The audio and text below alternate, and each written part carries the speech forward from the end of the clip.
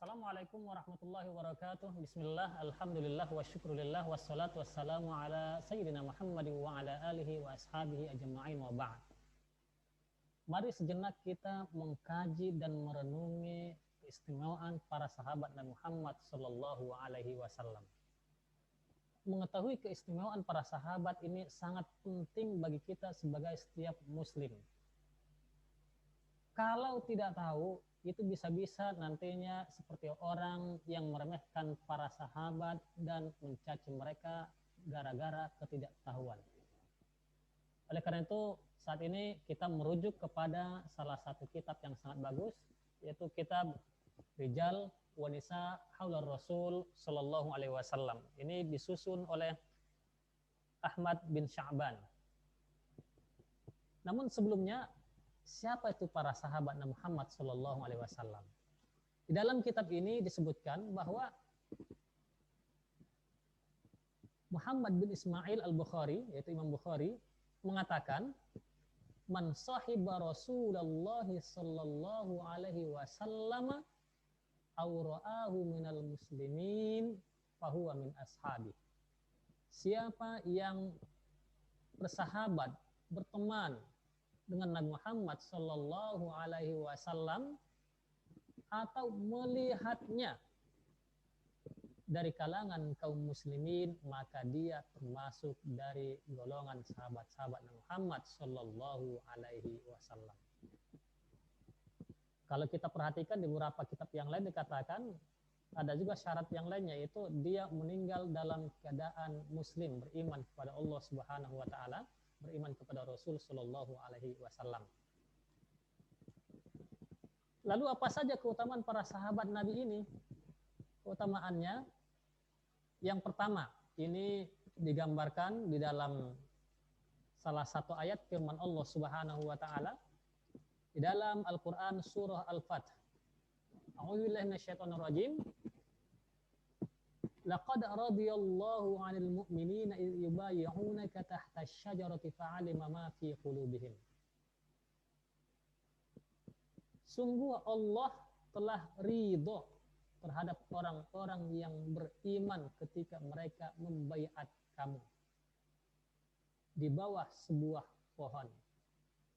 Jadi di sini di dalam ayat ini dengan tegas Allah mengatakan bahwa Allah meridhoi sahabat-sahabat Nabi Muhammad Sallallahu Alaihi Wasallam yang membaiat beliau dulu di peristiwa Hudaybiyah, ya. Di sini ada sekitar 1.300-an sahabat Nabi Muhammad SAW yang membaiat beliau, dan Allah ridho terhadap mereka. Ada lagi ayat yang lain yang lebih umum lagi, yaitu di surah At-Taubah ayat 100. Allah Subhanahu wa taala berfirman, "Was-sabiqunal awwaluna minal muhajirin wal ansar walladzina tabauhum bi ihsanir radhiyallahu anhum wa radu an."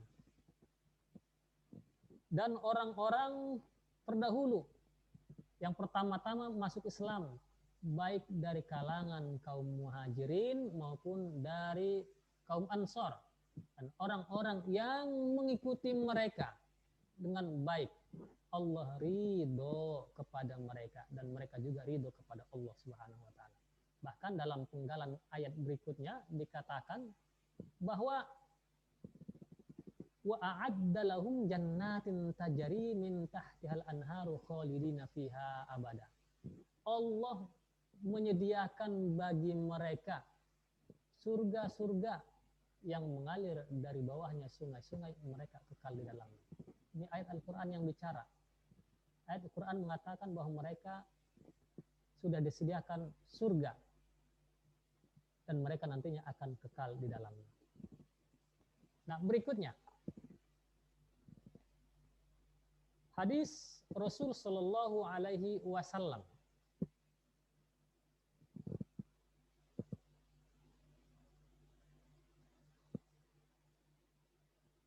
La tasubbu ashabi, kata Rasulullah Sallallahu Alaihi Wasallam. Janganlah kalian mencaci sahabat-sahabatku. Falau anna ahadukum anfaqa misla uhudin zahaban ma balagha mudda ahadihim wala nasifahu. seandainya salah satu di antara kalian berinfak semisal gunung Uhud berupa emas, maka tidaklah sampai nilainya 1 mud daripada nilai sedekah mereka. Bahkan separuhnya juga tidak. Ini luar biasa, bayangkan. Para sahabat berinfak hanya 1 mud, bersedekah sebanyak 1 mud. 1 mud itu kan sedikit. 1 mud. Sementara kita di antara umat ini berinfak dengan emas yang besarnya, beratnya seperti gunung Uhud. Itu infak sebesar gunung Uhud yang kita infakkan itu tidak bisa menyamai 1 mud daripada sedekah para sahabat Muhammad SAW. Jadi artinya apa? Kualitas amal ibadah mereka sangat tinggi di sisi Allah Subhanahu wa Ta'ala. Nah, oleh karena itu dari sini saja sudah jelas tidak boleh mencaci maki para sahabat Nabi Muhammad SAW. Karena itu tadi di awal dilarang oleh Rasulullah untuk mencaci para sahabat Nabi Muhammad. Kalau masih mencaci, maka konsekuensinya adalah seperti halnya dalam riwayat yang lain. Man sabba ashabi fa'alaihi la'natullahi wal malaikati wan nas ajma'in. Barang siapa yang mencaci sahabat-sahabatku, maka baginya laknat Allah, laknat para malaikat dan juga umat manusia. Di dalam hadis yang lain, ya di dalam riwayat yang lain disebutkan juga tentang keutamaan para sahabat Muhammad SAW. Ini dari Abdullah bin Mas'ud. Beliau mengatakan, Innallaha nazara fi qulubil ibad. Sesungguhnya Allah memandang ke dalam hati para hamba-hambanya. Fawajada qalba Muhammadin sallallahu alaihi wasallam khaira qulubil ibad. Maka Allah pun mendapatkan hati Nabi Muhammad sallallahu alaihi wasallam sebagai hati yang paling baik di antara para hamba-hamba. Fastafahu li nafsihi fabata'athahu birisalatih. Maka Allah pun memilihnya, yaitu memilih Nabi Muhammad SAW untuk dirinya, lalu mengutusnya dengan risalahnya. Artinya Allah menjadikan Nabi Muhammad SAW sebagai Rasul. Ya. Thumma nazara fi qulubil ibadi ba'da qalbi Muhammadin sallallahu alaihi wasallam. Lalu setelah melihat hati Nabi Muhammad SAW, Allah juga melihat, memandang hati hamba-hamba yang lainnya. Fawajada quluba ashabihi khaira qulubil ibad. Maka Allah pun mendapatkan hati para sahabat-sahabatnya sebagai hati yang terbaik di antara para hamba-hamba ini. Faja'alahum wuzara'a nabiyhi yuqatiluna ala dinihi. Maka Allah pun menjadikan mereka, itu para sahabat ini, sebagai pembantu-pembantunya, penolong-penolong para nabi ini. Mereka berperang demi untuk membela agamanya.